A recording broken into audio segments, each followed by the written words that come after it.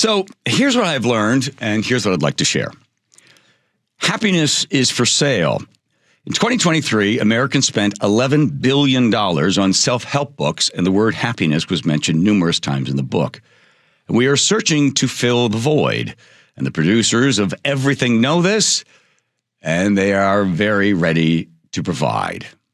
We now have collectively as Americans, $1.7 trillion debt on our credit cards, and 78% of Americans live paycheck to paycheck, but yet spend $300 a month on impulse buys, adding up to $1,800, adding to the growing debt of $1.7 on their credit cards.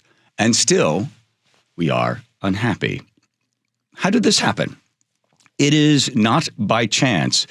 In fact, it goes back to, let's start at the 16th century. Back in the 16th century, there were laws against buying frivolous things that cost too much. In fact, in Germany, a woman could be thrown in jail if she had too fancy of a dress. And then things began to change rapidly during the 18th and 17th century when luxury goods were believed to bring material comfort and a way of gaining status in society. It was a form of separating us, one from the other, from our fellow neighbors, by creating the separation that was not essential. It was essential to separate neighbor from neighbor because that's where the government could come in. You know, a Scottish economist, a philosopher by the name of Adam Smith, known as the guy who talked about the invisible hand, he warned us. He said he encouraged consumers to have just enough for themselves, just enough for ourselves, and then to pursue virtuous endeavors, as he called them, taking care of ourselves and, more importantly, our neighbors. But the forces were aligned against Smith's philosophy. In fact, in 1919, Sigmund Freud's nephew, the father of propaganda, a guy by the name of Edward Bernays, said that, and this is a quote from what he had to say, the conscious and intellect manipulation of organized habits and opinions of the masses is an important element in a democratic society. Those who manipulate this unseen mechanism of society constitute an invisible government, which is the true ruling power of the country. We are governed, our minds are molded, our tastes are formed, our ideas suggested largely by men that we've never heard of. As God did in the beginning, it is they who pull the wires that control the public mind. Hoover said, this is President Hoover, we must shift America from a needs to a desire culture. People must be trained to desire, to want new things, even before the old things have entirely been consumed. We must shape a new mentality in America. Man's desires must overshadow his needs. That's from the President of the United States, Mr. Hoover. Yep.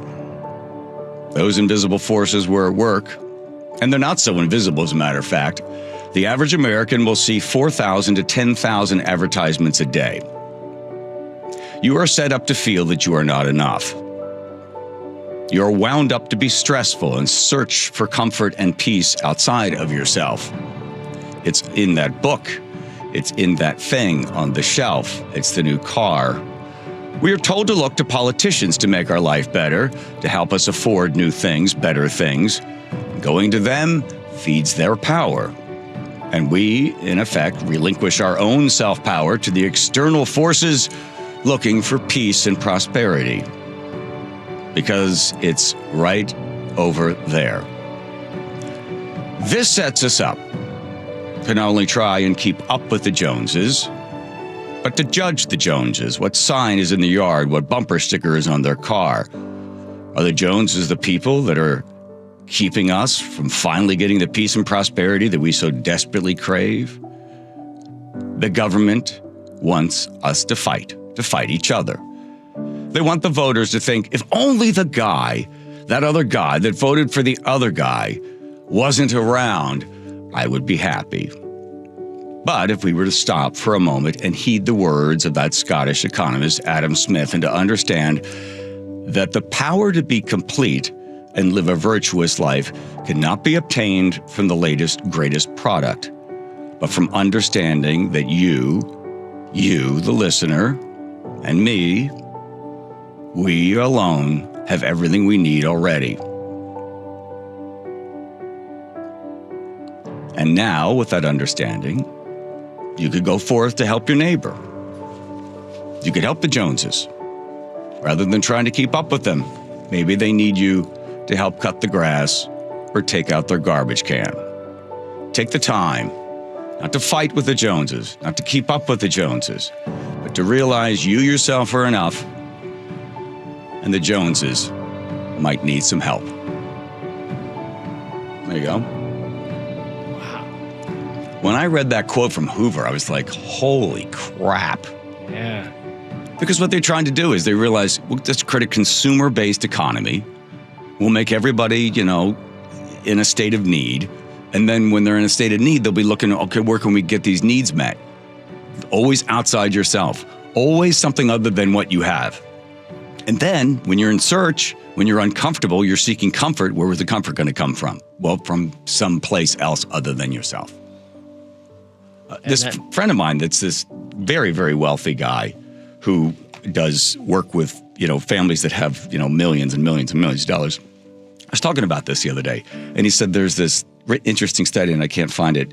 He said it's called the curve of unhappiness. He said you get to a certain point in life, you have enough, but then you keep going, and then you get over the top of this curve, and then you come back down with unhappiness. And the descent from happiness, he goes, is rapid, because he deals with the people that made the money, and then the second generation, the third generation. He goes, you never see a more desperate, sad, pathetic group of people than the third generation. That the money is just, being just pissed away. Anyway, I don't want to get too deep, but I got a suit on, so. It makes sense, though. How about that? Capitalism is fueled by need, right? Right, but 66% of our economy is driven by us buying stuff. Yeah. And, if you keep telling somebody, you need this new thing, planned obsolescence was actually created by Alfred, I have his name written down. He's the guy that started GM. He's the one that designed these things to fall apart. He said, listen, we got to make these things fall apart because then people will need to buy them again. Yeah. And you got to keep telling people you need the next new thing.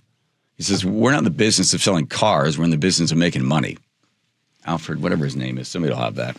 All right. There you go. That was awesome. Questions, comments, concerns? Anybody? Huh? Hang on. Sloan? Alfred Sloan? Yes. There you go. Yeah. He planned obsolescence. He created planned obsolescence. If you don't know what that is, why does the light bulb die after a couple of years? Right? Why does the iron break? Why does the car break down? They could make a light bulb that would last forever, but then you wouldn't buy another one. And this whole conversation started because Joe and I were talking about the idea of,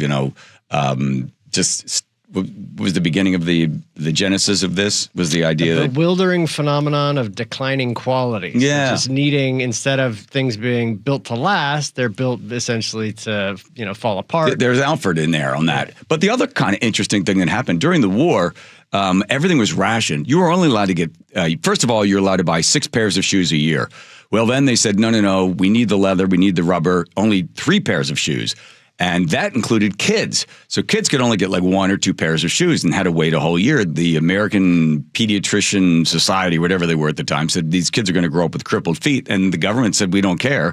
We have to ration. So everybody understood you have to ration what you can purchase. So it was everything from clothes and tires and whatever else it took. And I was reading this really interesting diary this morning of this woman and how she took care of the shoes and how important the shoes were. Cobblers were unable to find leather to fix people's shoes. So people were putting cardboard or paper or whatever else it was in the shoes so they could last long enough, because it was all part of giving up and making sacrifices so we could win the war. And then, people understood that, you weren't able to buy the stuff. And that was the Depression generation and the war generation. I used to go into my grandma's house and open up this drawer that was full of used tinfoil, all folded up into little piles. And she had big piles and little piles. So a little bit of tinfoil, big tinfoils. She never threw out anything because she came from that generation of why it's perfectly good. And I remember going to Vietnam. Yeah, I was in the S. for Evening Magazine. And I was talking to the guy about why Americans are having a difficult time coming there for tourism. And he said, well, I'll give you a great example. Take a look at that straw that's in your Pepsi. I was drinking a Pepsi. I took the straw and I looked at it. He goes, now pick it up and look at it look at the bottom of it and hold it up towards the light. So I do that. I flip it around. And then he says, look at the edge, the top part where your mouth would be. And I'm looking at it and he goes, do you think that's a brand new straw? I said, no. He said, no. Because in Vietnam, this country that has been invaded and been at war so many times, they don't throw out perfectly good things. And as far as the person who put that straw in that Pepsi, that's a perfectly good straw. I hope you don't mind that it's been used by somebody else. He goes, I don't know how many people have used it, but that's not a new straw. Wow. And then you come back to the United States and some guy's got like a hazmat suit on to put cream cheese on a bagel.